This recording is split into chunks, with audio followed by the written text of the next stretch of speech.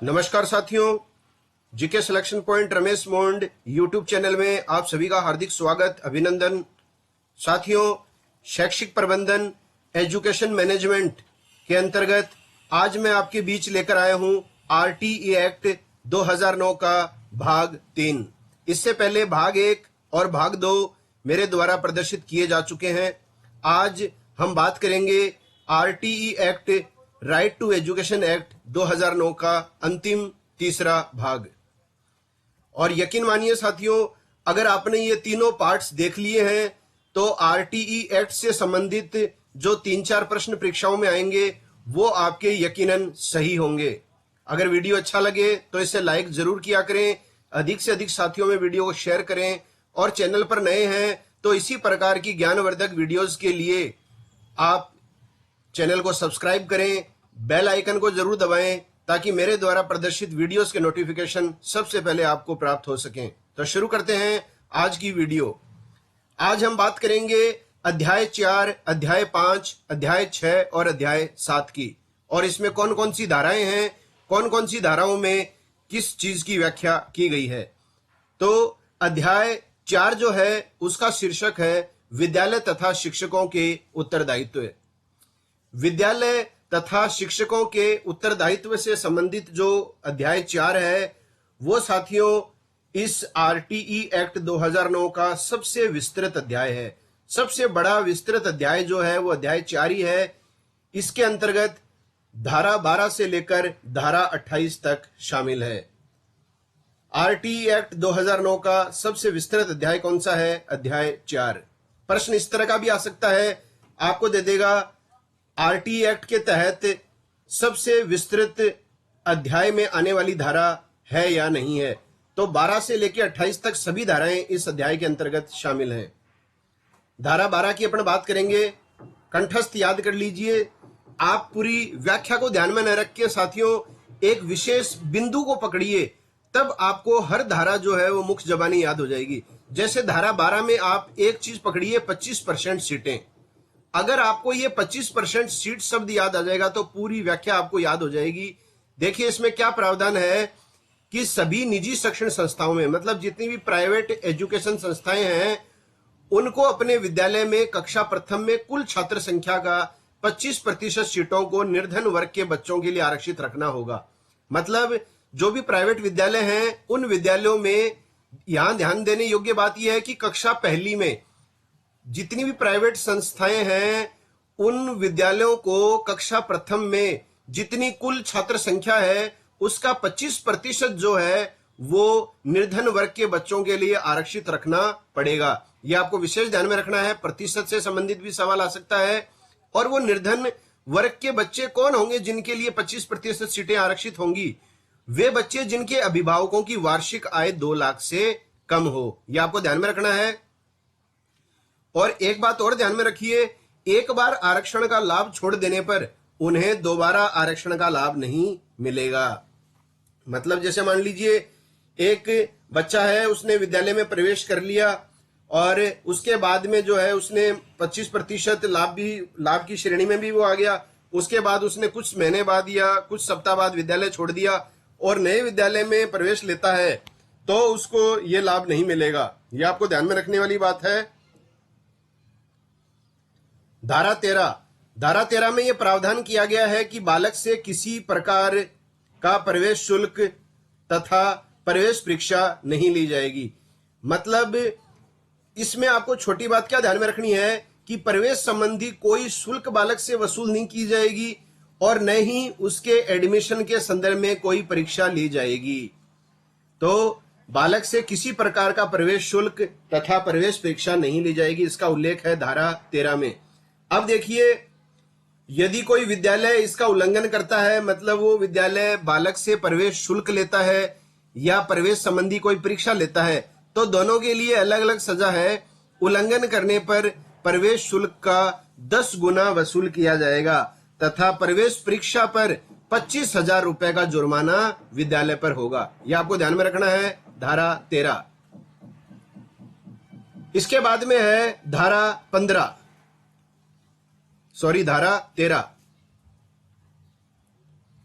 हाँ, धारा 13 हमने बात कर ली है। धारा 14 की बात करेंगे अपन। इसमें देखिए, आपको एक बात ध्यान में रखनी है कि विद्यार्थी से या बालक से कोई भी प्रकार का दस्तावेज नहीं लिया जाएगा। विद्यालय बालक को प्रवेश देने के लिए कोई भी दस्तावेज यदि उसके पास नहीं है तो उसकी मांग नहीं कर सकता। उस विद्यालय को उसको प्रवेश देना होगा। तो इसमें यह प्रावधान है कि बालक विद्यालय में प्रवेश लेता है तो उसके पास आयु संबंधी कोई प्रमाण नहीं है। इस स्थिति में भी विद्यालय में बालक को प्रवेश लेने से नहीं रोका जा सकता।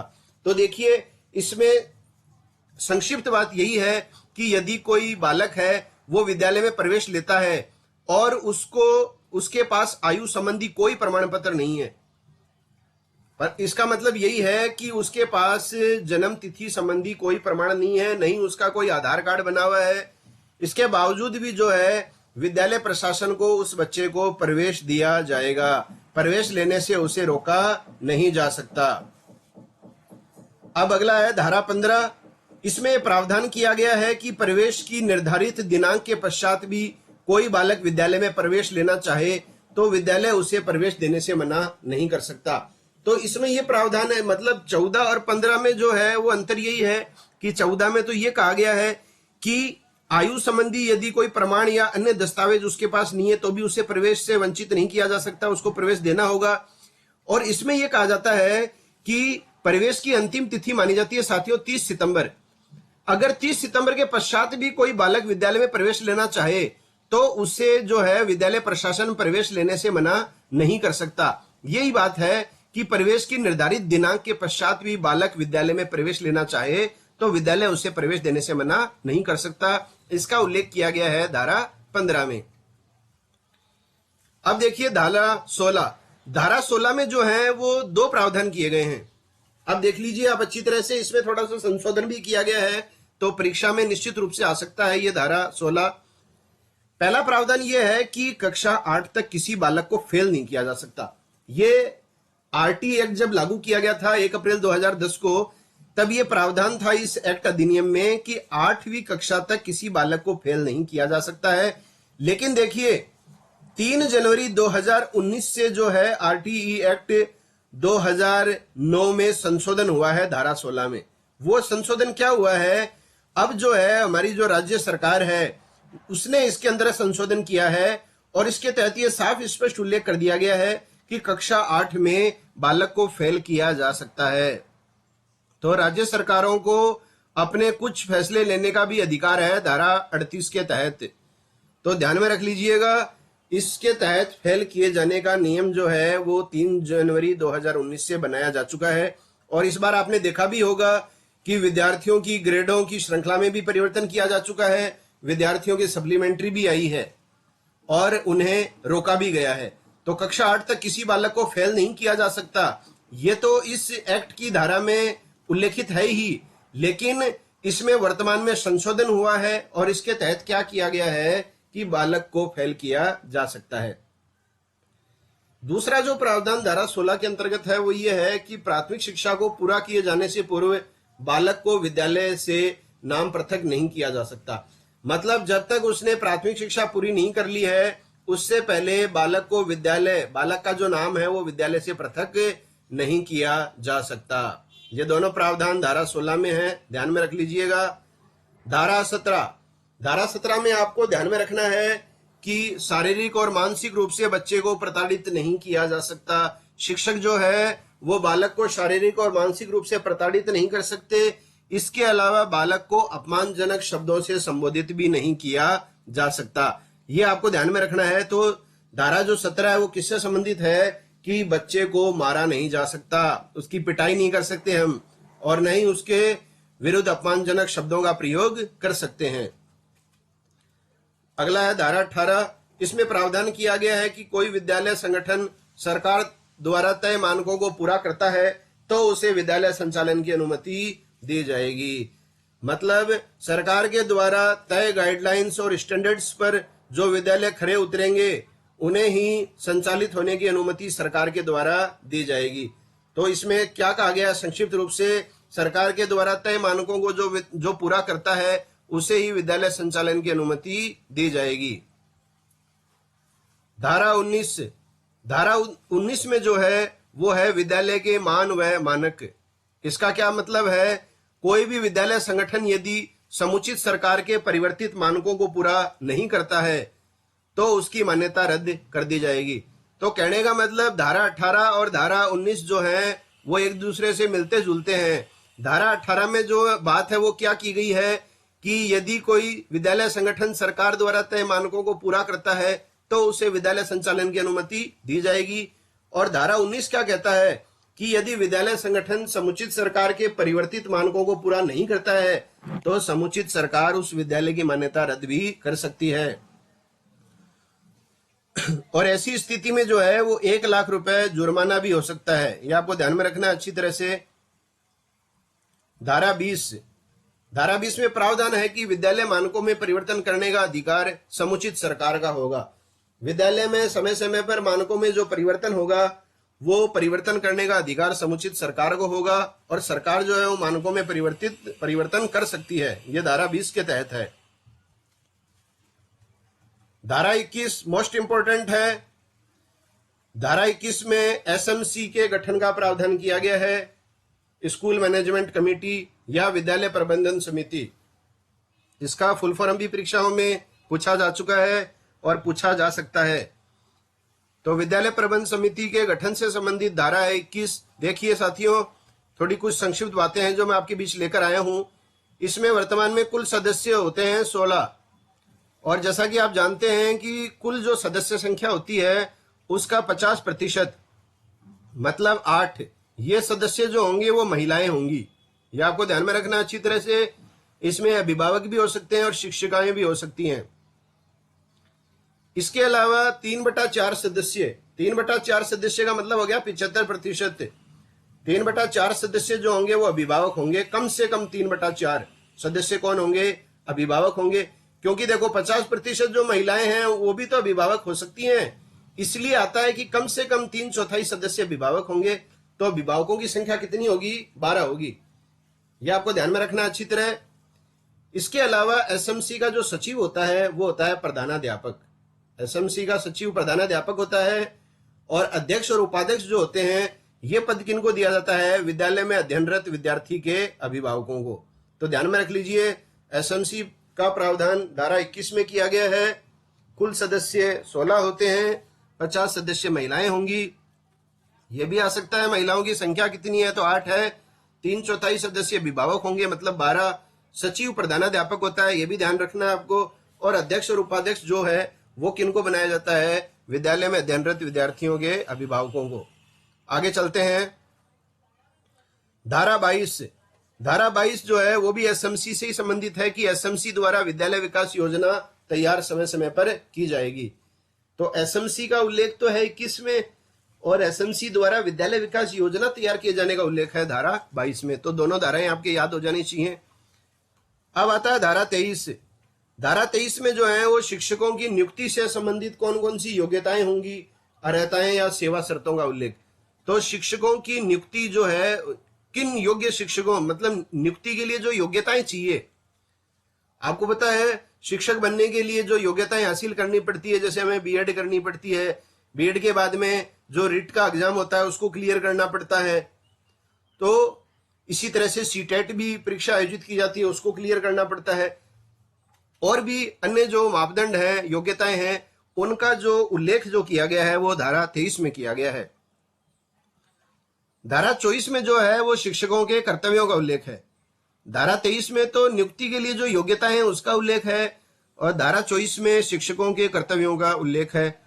जैसे कौन कौन से कर्तव्य हैं? कर्तव्य देखिए साथियों खूब हैं, यहां हम वो सारे कर्तव्य नहीं ला सकते, पर कुछ जो महत्वपूर्ण है वो आप देख लीजिए। जो नियमित आना व समय पालन, मतलब शिक्षक का यह कर्तव्य है कि वो नियमित विद्यालय में आए और समय का ध्यान रखते हुए समय जो है उस समय पर आए और समय पर जाए। पाठ्यक्रम संचालन व तय समय में पूरा करना, पाठ्यक्रम का जो संचालन है वो जितने खंडों में बांटा गया है वो तय समय के अनुसार उसको पूरा करे। बच्चों के स्तर का वास्तविक आकलन समय समय पर करता रहे और सबसे महत्वपूर्ण है शिक्षण योजना बनाता रहे। बिना योजना के हम किसी भी कार्य की भलीभांति क्रियान्विति नहीं कर सकते और हम श्रेष्ठ परिणाम भी प्राप्त नहीं कर सकते। और इसके अलावा देखिए, यदि हमें महसूस हो, शिक्षकों को महसूस हो, तो वो एक्स्ट्रा क्लास भी उन्हें लेनी चाहिए। ये भी कर्तव्य है शिक्षकों का, क्योंकि कक्षा में हर अलग अलग प्रकार के स्तरों के बालक होते हैं। होशियार भी होते हैं, औसतन भी होते हैं, कमजोर भी होते हैं और बहुत ज्यादा पिछड़े हुए भी होते हैं। तो उनको अलग अलग कैटेगरियों में विभाजित करके शिक्षक जो है वो एक्स्ट्रा क्लास भी ले सकते हैं। ये भी उनका कर्तव्य है। और सरकार द्वारा तय अन्य शैक्षिक कार्य, जो कार्य सरकार के द्वारा दिए जाते हैं, वो भी शिक्षक करते हैं। तो ये है शिक्षकों के कर्तव्य। अब है धारा 25, वेरी वेरी इंपॉर्टेंट है धारा 25। धारा 25 के संदर्भ में सबसे ज्यादा प्रश्न पूछे जाने की संभावना है। आप अच्छी तरह इसे कंठस्थ कर लीजिए, दिमाग लगा लीजिए पूरा। इसमें धारा 25 जो है वो आपकी परीक्षा में बिल्कुल आ सकती है। तो देखिए, धारा 25 कहता है छात्र शिक्षक अनुपात। तो छात्र शिक्षक अनुपात जो है इसमें 2 स्तरों पर निर्धारित किया गया है। एक तो प्राथमिक स्तर 1 से 5 और एक होता है 6 से 8 उच्च प्राथमिक स्तर। तो 1 से 5 तक तो जो है वो प्राइमरी स्कूल का हो गया और 6 से 8 जो है वो मिडिल क्लास के जो बच्चे हैं, 6 से 8 वो हो गया उच्च प्राथमिक। प्रश्न में आप अच्छी तरह पढ़ लीजिएगा कि वो प्राथमिक स्तर पूछ रहा है या उच्च प्राथमिक पूछ रहा है, क्योंकि यहीं पे गड़बड़ होती है। हम शब्दों के फेर से ही हमारे आते हुए प्रश्न को गलत कराते हैं। तो देखो, सबसे ऊपर मैंने लिखा है बालकों की संख्या और आगे लिखा है शिक्षकों की संख्या। 1 से 5 तक के जो विद्यालय हैं, जो प्राथमिक स्तर के विद्यालय हैं साथियों, प्राइमरी स्कूल हैं, वहां 60 बच्चों तक जो है वो कितने शिक्षकों की संख्या निर्धारित की गई है? 2। ये आपको ध्यान में रखना है। 60 स्टूडेंट्स तक 2 टीचर होंगे। उसके बाद में 60 से ऊपर 61 से लेके 90 के बीच में यदि विद्यार्थी हैं उस विद्यालय में, प्राइमरी स्कूल में, तो वहां एक टीचर की पोस्ट और सृजित हो जाएगी। कितने टीचर हो जाएंगे? 3 हो जाएंगे। उसके बाद में और ज्यादा संख्या होती है, 91 से 120 के मध्य बालकों की संख्या हो जाती है, तो वहां एक टीचर और बढ़ा दिया जाएगा, तो टीचर हो जाएंगे 4। इसी तरह से 121 से 200 के मध्य यदि बालकों की संख्या होती है तो शिक्षकों की संख्या होगी 5। ये आपको अच्छी तरह ध्यान में रखना है। कोई भी खंड आपको दिया जा सकता है, जैसे कोई प्राथमिक स्तर का विद्यालय है और उसमें बालकों की संख्या 100 है, तो वहां शिक्षकों की संख्या कितनी होगी? तो कितनी होगी? 4 होगी। 91 से 120 के बीच में 4 और 121 से 200 के मध्य होगी 5। अब देखिए, इसमें एक विशेष बात और है। अगर विद्यालय में 150 से ऊपर बालकों की संख्या हो जाती है तो वहां देखिए 5 तो शिक्षक होंगे ही होंगे, उसके अलावा एक प्रधानाध्यापक भी होगा। देख लीजिए, यहां पर देखिए 121 से 200 के मध्य शिक्षक कितने बताए? 5 बताए थे ना। तो अगर आपको प्रश्नों में यह पूछे कि प्राथमिक स्तर के विद्यालय में यदि 121 से ऊपर का नामांकन है तो शिक्षकों की संख्या कितनी होगी? तो शिक्षकों की संख्या तो साथियों 5 ही होगी, या आप क्या सोचते हैं इसमें 6 होगी? तो ध्यान में रखिए, प्रधानाध्यापक जो है वो भी प्राइमरी स्तर तक जो है वो एक शिक्षक ही है। उसके भी बकायदा पीरियड लगते हैं, वो भी पढ़ाता है। तो कहने का तात्पर्य जो है वो 121 से ऊपर के विद्यालयों में जो शिक्षकों की संख्या है वो 5 + 1 बराबर कितनी हो जाएगी? 6 हो जाएगी। और वैसे 150 बालकों के ऊपर जो है वो प्रधानाध्यापक का पद वहां पे सृजित किया गया है। अच्छी तरह आप इस तथ्य को समझ लीजिए। इसके अलावा कक्षा 1 से 5 में जो है एक शैक्षणिक सत्र में कार्य दिवस जो निर्धारित किए गए हैं इस आरटी एक्ट में, वो है 200 कार्य दिवस होंगे कम से कम, और 800 घंटे शिक्षण कार्य चलेगा। तो यह प्रश्न भी आ सकता है, कार्य दिवस कितने निर्धारित हैं 1 से 5 प्राथमिक में? तो 200। और कितने घंटे शिक्षण का प्रावधान है? 800 घंटे। अब बात करेंगे कक्षा 6 से 8 तक की छात्र शिक्षक अनुपात उच्च प्राथमिक स्तर की। तो देखिए साथियों, यहां पे आपको ध्यान में रखना है विशेष रूप से कम प्रति कक्षा एक शिक्षक इस प्रकार होगा कि निम्नलिखित प्रत्येक के लिए कम से कम एक शिक्षक हो। मतलब हर विषय के लिए एक शिक्षक तो होगा ही होगा कम से कम। जैसे विज्ञान और गणित का जो एक शिक्षक होगा, सामाजिक अध्ययन का एक शिक्षक होगा, और भाषा बोले तो हिंदी, अंग्रेजी और संस्कृत, इनका एक शिक्षक होना चाहिए, कम से कम होंगे, ये 3 शिक्षक तो कम से कम होंगे। दूसरा बिंदु जो आपको ध्यान में रखना है वो ये है कि प्रत्येक 35 बालकों के लिए कम से कम एक शिक्षक होगा। प्रत्येक 35 बालकों पर एक शिक्षक होगा। और तीसरा बिंदु है जहां 100 से ऊपर बालकों को प्रवेश दिया जाए, अगर 100 से ऊपर बालकों की संख्या है तो ऐसी स्थिति में उस विद्यालय में एक पूर्णकालिक प्रधानाध्यापक होगा, परमानेंट। इसके अलावा अंशकालिक शिक्षक होंगे जो किससे संबंधित होंगे, कला शिक्षा से संबंधित होंगे। स्वास्थ्य व शारीरिक शिक्षा के लिए अध्यापक होगा वहां, और कार्य शिक्षा के लिए अध्यापक नियुक्त किया जाएगा। तो ये चीजें आपको ध्यान में रखनी है। और 1 से 8 तक के लिए जो कार्य दिवस निर्धारित किए गए हैं एक शैक्षणिक सत्र में, वो किए गए हैं 220। वहां 1 से 5 तक में 200 थे, यहाँ 220 हैं। वहां पूरे सत्र में 1 से 5 में 800 घंटे शिक्षण अध्ययन होता था, यहां निर्धारित किया गया है 1000। तो ये दोनों चीजें आप ध्यान में रख लीजिएगा अच्छी तरह। अब एक बात आती है कि प्रति सप्ताह कार्य घंटों की संख्या, तो प्रति सप्ताह कार्य घंटों की जो संख्या है वो कितनी निर्धारित है, ये प्रश्न पहले परीक्षा में आ भी चुका है। तो एक बात ऑप्शन में आप ध्यान में रख लीजिए, एक तो आता है कि 45 घंटे, एक आता है 45 घंटे जिसमें तैयारी घंटे भी शामिल है। तो हर सप्ताह में कार्य घंटों की जो संख्या है वो है 45 शिक्षण घंटे। 45 शिक्षण घंटे जो है वो एक सप्ताह के लिए निर्धारित हैं। साथियों इसमें आपको ध्यान में रखना है कि तैयारी के घंटे भी इसमें शामिल किए गए हैं। इसके बाद में है धारा 26। धारा 26 में क्या कहा गया है, इसमें शिक्षकों की रिक्तियों को भरे जाने का प्रावधान किया गया है। मतलब किसी विद्यालय में शिक्षकों की जो रिक्ति चल रही है, पद खाली है, तो उसको भरे जाने से प्रावधान है 26 में। अब इसमें क्या कहा गया है, यह प्रश्न जरूर आ सकता है कि कम से कम किसी भी विद्यालय में 10% से अधिक जो पद हैं वो रिक्त न रखे जाएं। 10% से अधिक पद किसी भी विद्यालय में खाली नहीं रखे जाएं, और यदि खाली हैं तो उन्हें तुरंत प्रभाव से भरा जाए।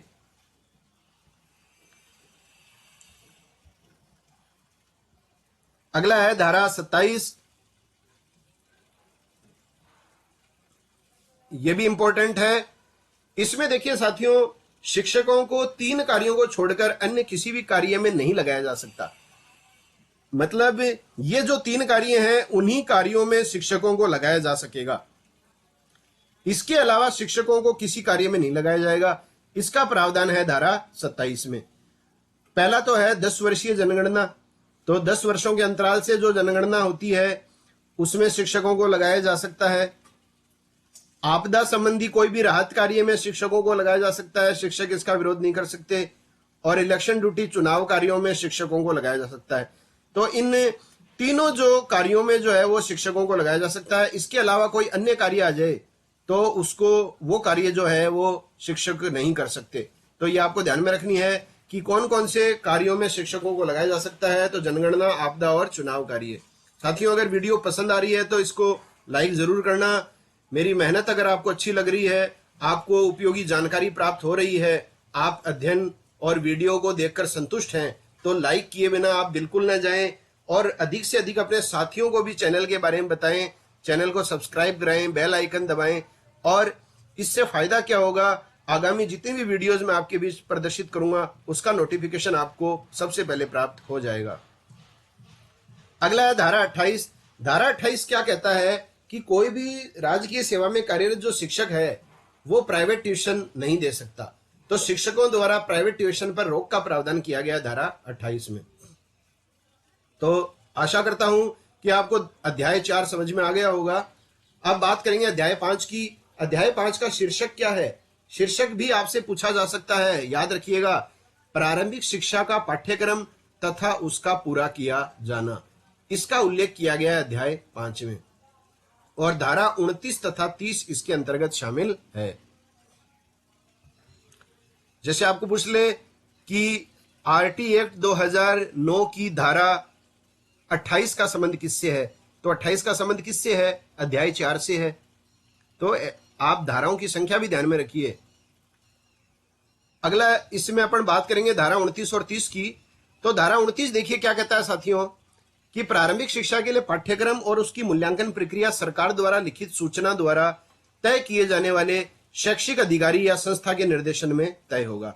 मतलब प्रारंभिक शिक्षा के लिए जो पाठ्यक्रम और उसकी जो मूल्यांकन प्रक्रिया होगी वो सरकार के द्वारा तय सूचना के द्वारा, सूचना की लिखित सूचना के द्वारा तय की जाएगी और जो एजुकेशनल अधिकारी ऑफिसर होगा उसके निर्देशन में ये सारा कार्य किया जाएगा।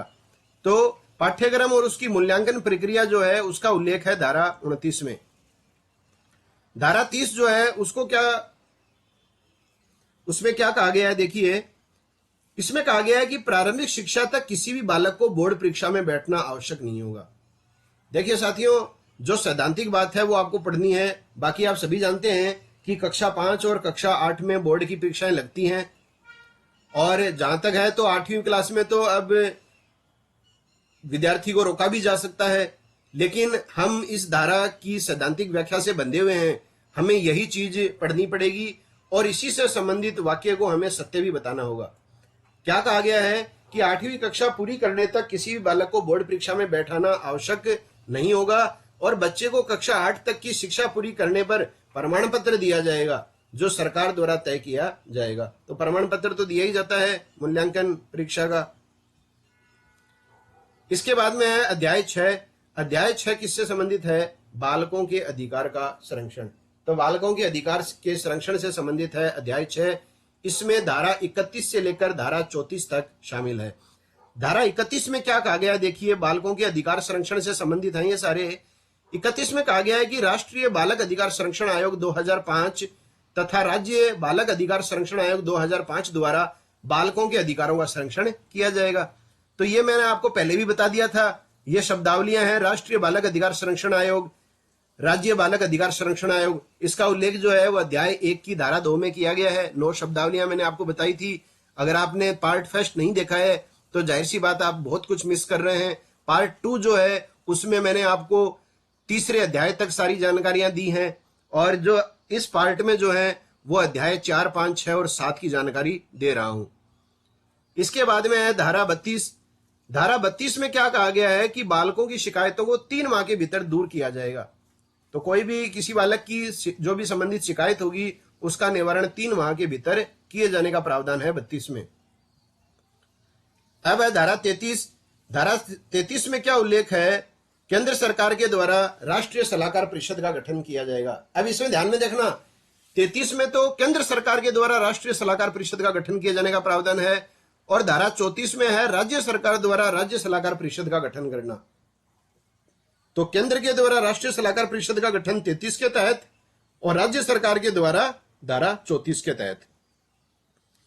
अंतिम अध्याय है अध्याय 7, जिसको शीर्षक दिया गया प्रकरण या अन्य प्रमुख शेष बातें।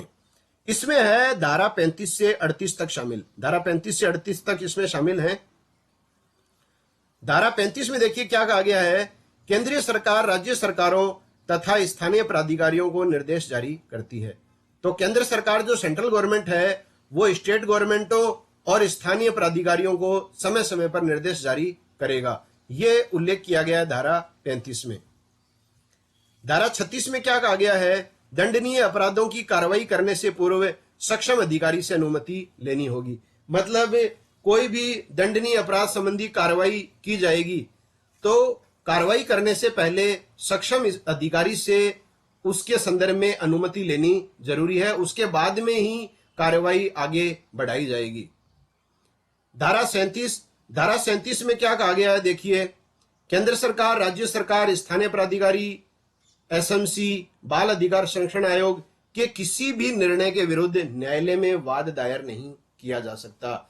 मतलब चाहे सेंट्रल गवर्नमेंट हो, स्टेट गवर्नमेंट हो, स्थानीय प्राधिकारी हो, एसएमसी हो, बाल अधिकार संरक्षण आयोग हो, इनके द्वारा कोई भी निर्णय दिया जाता है तो उस निर्णय के विरुद्ध न्यायालय में वाद दायर नहीं किया जा सकता। यह है धारा 37 में उल्लेखित।